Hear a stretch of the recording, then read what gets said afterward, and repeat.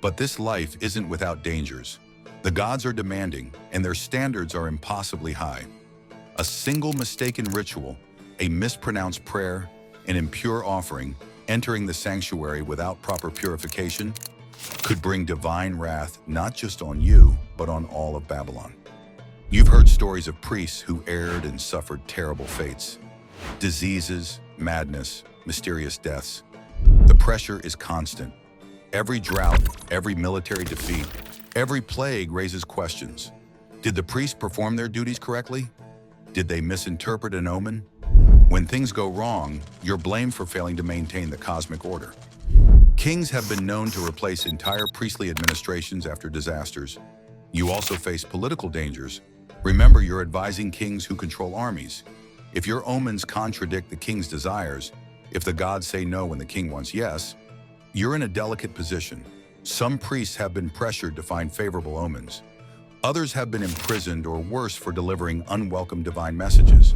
You must balance integrity with survival, truth with diplomacy. There's internal competition too. The priesthood is hierarchical, and advancement depends on skill, connections, and sometimes ruthless maneuvering. Younger priests vie for the attention of senior Shangu priests. Different temples compete for royal favor and resources. If you're ambitious, you must navigate these political currents carefully. And then there's the question of belief. Do you truly hear the gods, or are you interpreting patterns according to traditions passed down? Late at night, alone with your thoughts, do you ever doubt? The responsibility is crushing. You claim to speak for beings who control life and death, abundance and famine. What if you're wrong?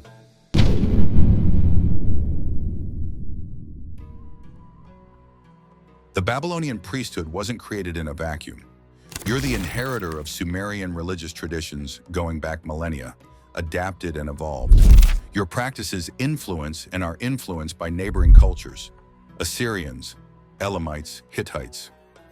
When Babylon falls to the Persians in 539 BCE, your world changes but doesn't end. Persian rulers, recognizing the priesthood's influence, often maintain temple systems. Some of your astronomical observations and mathematical techniques eventually reach Greek scholars. Hellenistic astronomers will build on your star charts. Your medical texts influence later traditions. Even more fascinating, some scholars argue that Babylonian religious concepts influenced early Judaism.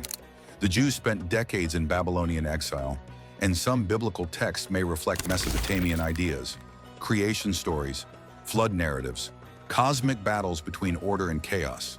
The 7-day week, the concept of a heavenly court, even some angelology might trace roots back to cultures you were part of. Here's a mind-blowing fact. The Babylonian astronomical diaries, those meticulous observations you and your predecessors recorded, continued being compiled until the 1st century CE. That's over 700 years of uninterrupted scientific observation, one of the longest-running research programs in human history, all conducted by priests who saw no separation between science and religion. Your legacy endures in unexpected ways. Every time someone checks a horoscope, they're tapping into traditions you helped establish. Every time astronomers measure the sky, they're continuing work you pioneered. The idea that intellectual life, spiritual authority, and political influence could be combined in a single institution, that's a Babylonian contribution. Being a priest in ancient Babylon meant holding incredible power, but also carrying an enormous burden. You were a scientist, a politician, a spiritual guide, and a keeper of knowledge all rolled into one.